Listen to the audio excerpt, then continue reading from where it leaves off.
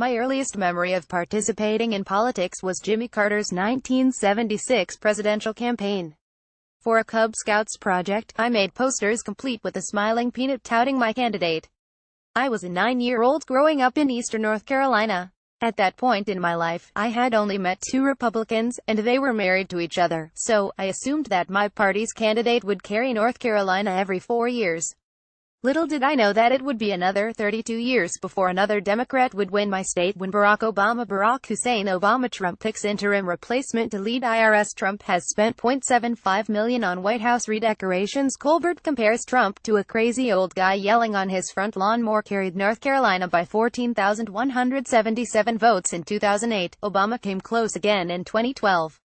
Hillary Clinton. Diane Rodham Clinton Blumenthal Trump data firm reaching out to WikiLeaks. Significant Tillerson eliminates key State Department sanctions office report. Intel Dem what's in dossier more important than who paid for it. Moore looked poised to carry North Carolina in 2016 until the closing days of the campaign. Other than those 2 races, the only other Democratic presidential candidate who came close in my lifetime was Bill Clinton. Bill Clinton. John Lewis to Clinton. Happy birthday, Madam President. Bill Clinton NJ GOP nominee trying to scare voters into going to the polls. The Hill's 1230 report. Moore, who came within 20,000 votes of winning North Carolina in 1992. What is it going to take for the Democratic nominee to compete in and carry North Carolina in 2020? North Carolina is a microcosm of what Democrats are facing on a national level. The metropolitan areas of the state are voting Democratic, while the rural parts of North Carolina have become solidly Republican. A 9-year-old growing up in eastern North Carolina today has a few more opportunities to meet actual Republicans than I did. While a Democrat can focus on the state's largest 10 to 15 counties to win statewide, that does not leave much room for error. There has to be a strategy to expand the map into more of North Carolina in order to improve the success rate statewide and to position legislative candidates across the state to pick up seats that can be won by Democrats. The party must organize everywhere. There are Democrats in all 100 counties. Even in those counties where they are outnumbered, Democrats need a reason to get excited, get involved and go vote. Turnout statewide was crucial in races such as 2008 and 1992, when the margin was 20,000 votes or less. In 2020, some of these voters may not deliver a state house seat, but they could be the difference in delivering 15 electoral votes for the White House. In order to carry North Carolina in 2020, the Democratic nominee will need to win over some of the voters who chose Trump in 2016. The nominee does not have to abandon Democratic principles and progressive issues to do this.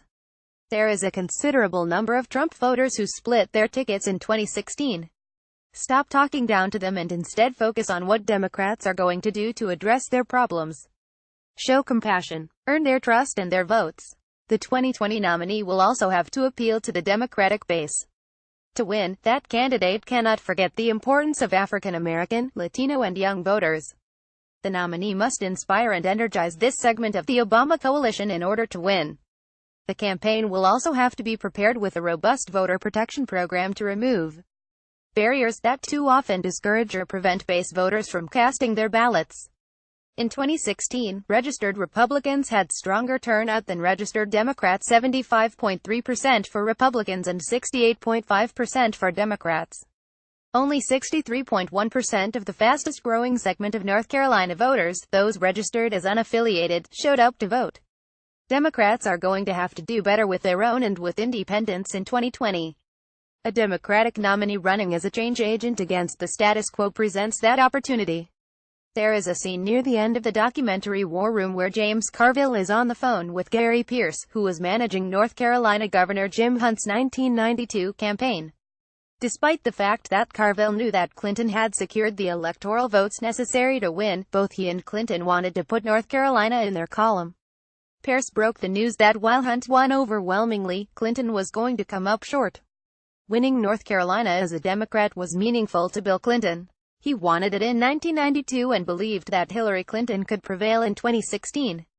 The Democratic nominee will have to learn from those and other losses to run the type of campaign that inspires Democrats, independents and yes, even some Republicans, to change the outcome in this key state.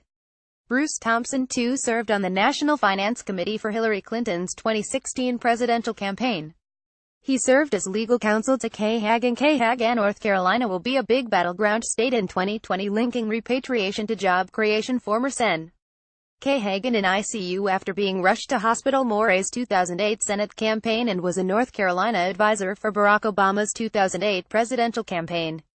He is now a partner at the Raleigh, North Carolina, office and Washington, D.C., location of Parker Poe.